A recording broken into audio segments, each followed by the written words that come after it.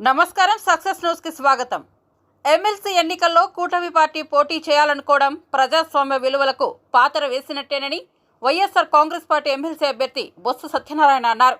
మంగళవారం నర్సీపట్నం మాజీ ఎమ్మెల్యే పెట్ల ఉమాశంకర్ గణేష్ క్యాంపు కార్యాలయానికి విచ్చేసిన బొత్స నర్సీపట్నం అసెంబ్లీ నియోజకవర్గంలోని ఎంపీటీసీలు, జెడ్పీటీసీలు, ఎంపీపీ, మున్సిపల్ కౌన్సిలర్లతో సమావేశమయ్యారు. ఈ సందర్భంగా ఆయన మాట్లాడుతూ గడిచిన ఎమ్మెల్సీ ఎన్నికల్లో వైఎస్ఆర్ కాంగ్రెస్ పార్టీ కన్నా కేవలం 50 ఓట్లు అధికంగా ఉన్నాయనే కారణంతో అప్పట్లో వైఎస్ఆర్ కాంగ్రెస్ పార్టీ అధికారంలో ఉన్నప్పటికీ పోటీ చేయలేదనే విషయాన్ని గుర్తు చేశారు. ప్రస్తుతం ఎమ్మెల్సీ ఎన్నికల్లో తెలుగుదేశం, జనసేన, బీజేపీ కూటమి అభ్యర్థిని పెడితే ప్రలోభాలతో ఎలాగైనా గెలవాలని పోటీకి దిగనట్టేనని భావించాల్సి ఉందన్నారు. 6 నెలల పాటు ఏమీ మాట్లాడకుండా ఉండాలని మొదట్లో అనుకున్నామని, కూటమి పాలన తీరు గమనించిన తర్వాత ప్రశ్నించాల్సి వస్తుందని వ్యాఖ్యానించారు. ఎమ్మెల్సీ ఎన్నికల్లో గెలవడానికి ప్రలోభాలకు తెరతీసే అవకాశం ఉందని, వైఎస్ఆర్ కాంగ్రెస్ పార్టీ స్థానిక సంస్థల అభ్యర్థులు పార్టీ అభ్యర్థి గెలుపు తమకు గౌరవంగా తీసుకోవాలని కోరారు. ఈ ఎన్నికల్లో వైసీపీని గెలిపించడం ద్వారా మన గౌరవాన్ని మనం కాపాడుకున్నట్లు అవుతుందని చెప్పారు. కార్యకర్తలు, నాయకుల గౌరవాన్ని కాపాడే బాధ్యత నాయకులుగా మాపై ఉందన్నారు. ఈ సమావేశంలో పాల్గొన్న మాజీ ఉప ముఖ్యమంత్రి బూడి ముత్యాల నాయుడు, మాజీ మంత్రి కారుమూరి నాగేశ్వరరావు, చోడవరం మాజీ ఎమ్మెల్యే కరణం ధర్మశ్రీ మాట్లాడుతూ ఎమ్మెల్సీ ఎన్నికల్లో బొత్స గెలుపుతో రాష్ట్ర స్థాయిలో పార్టీకి ఊపు తీసుకురావాలని విజ్ఞప్తి చేశారు. ఈ కార్యక్రమంకు నర్సీపట్నం మాజీ ఎమ్మెల్యే పెట్ల ఉమాశంకర్ గణేష్ అధ్యక్షతన వహించిన ఈ కార్యక్రమంలో మాజీ ఎమ్మెల్సీ డివి సూర్యనారాయణరాజు, రుత్తల ఎర్రాపాత్రుడు, చింతకాయల సన్యాసి నాయుడు, బోలెం నరసింహమూర్తి తదితరులు పాల్గొన్నారు.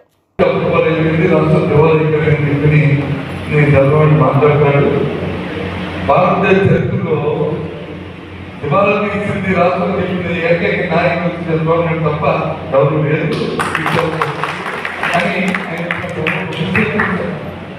ఇక రాష్ట్రంలో తీసింది.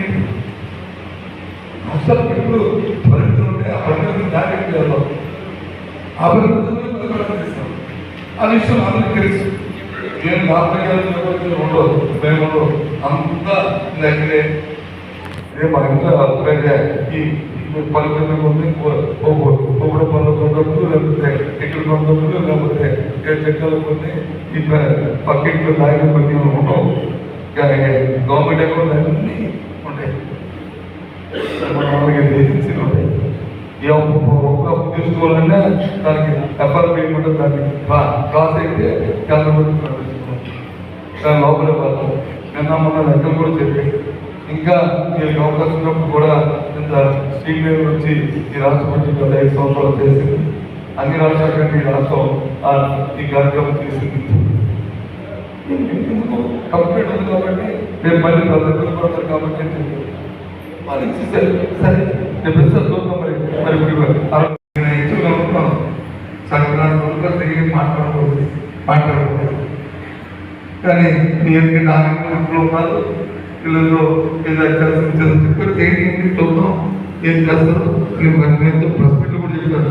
ఆ భగవంతురాలకి ఆ అవకాశం ఇవ్వాలి, ఆక్షేపాత్రని వాళ్ళకి ఇంకా ఎక్కువగా ప్రసాదించాలని చెప్పి నేను చెప్పాను. ఎందుకంటే అల్టిమేట్గా దాని లాభం ప్రజలకు వస్తుంది కాబట్టి మనం రాజకీయాల్లో మన ప్రజలు బాగుండాలి. కానీ మనసులో మనకు తెలుసు ఇది మోసం, ఇది మన దగ్గర మాయ. ఇప్పుడు మనం అన్నామనుకో తోడయ్యి రొంపేది ఇంకా మొన్న కదా ఏమో చేస్తాడంటే అవసరం ఉండదు. ఎందుకు తొందరపడి చూడు మా గణేష్ మాట్లాడుతున్నాడు, మా నాయన మాట్లాడుతున్న వచ్చి ఇలా మాట్లాడుతున్నారంటే రేపు ఉదయం తెల్లవారికి ఈ రోజు ఎక్కిపోయారు. ఇది పని ఇంకో పని అవ్వదు అని ఇస్తారు. అందుకే అలా చెల్లెలు పొలం తీసి వచ్చాక అలా చేస్తారు. అలాగే ఎందుకంటే వాళ్ళు ప్రకారం నమ్మకంటే నేను చెప్తే ప్రజలు నమ్ముతారని నమ్మకం ఇరుక్కులో కానీ ప్రజలు మోసం చేస్తున్నారు అనేది వాళ్ళకి ఎందుకంటే అది వ్యాపారం కాబట్టి అది వ్యాపారం. అంతేగాని అదేమి వాళ్ళకి కప్పు లేదు. వాళ్ళ నుంచి పెరగాలి, రేటింగ్ పెరగాలి, దాని ద్వారా మనకు తీసుకుంటుంది. కాబట్టి అవి పెద్దగా పట్టించుకో అవసరం లేదు. ప్రజలకు మనసుని మనం దోచుకోవాలి. ఆ గవర్నమెంట్తో అందుకే వాళ్ళు లేకపోతే ఏమైనా ఆలోచన చేస్తే ప్రజలు 6 ఉన్నప్పుడు ఎన్నికల్లో పోటీ చేస్తుంటే ఇదేం ధర్మం?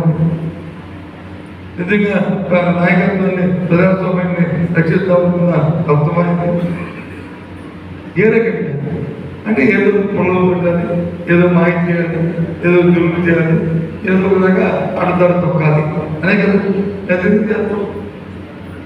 మరి ఇంతకుముందు ఎప్పుడైనా ఏ సంవత్సరంలో ప్రజాస్వామ్య కాకుండా ఎక్కడైనా జగన్మోహన్ ఇలాంటి కార్యక్రమం చేశారు చెప్పండి.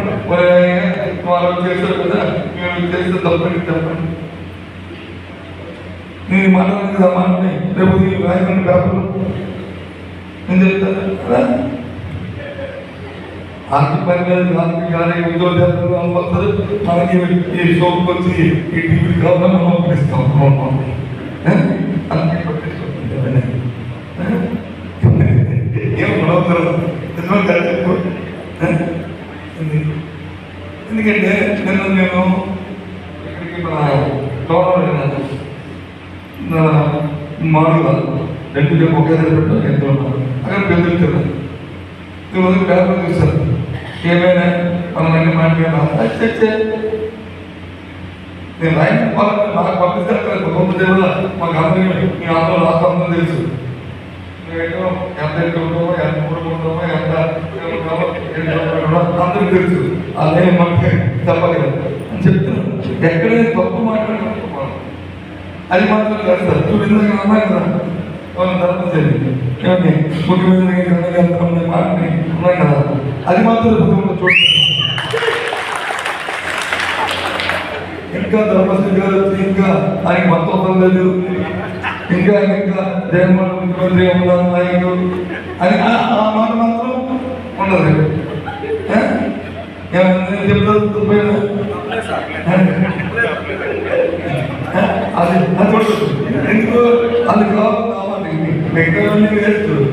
అందరం కట్టెలు ఉందాం, అందరం మాట్లాడుకుందాం, అందరం జగన్ మనల్ని మనం చదువుతాము, గెలిపిద్దాము, మనం మన నిజాన్ని నిరూపించుకుందాము, ఇవన్నీ చెప్పే నాయకులు అవన్నీ ఉండవు.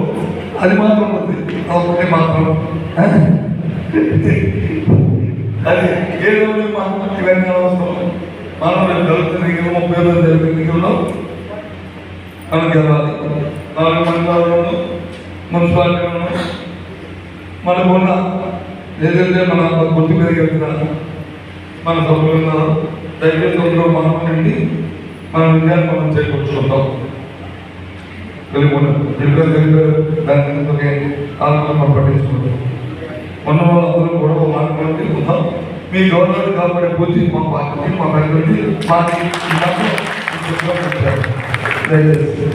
మిగతాది వచ్చి ఇప్పుడు మనం అయిన తర్వాత మండలాల వారి మున్సిపాలిటీ వారి మనం కూర్చొని మనం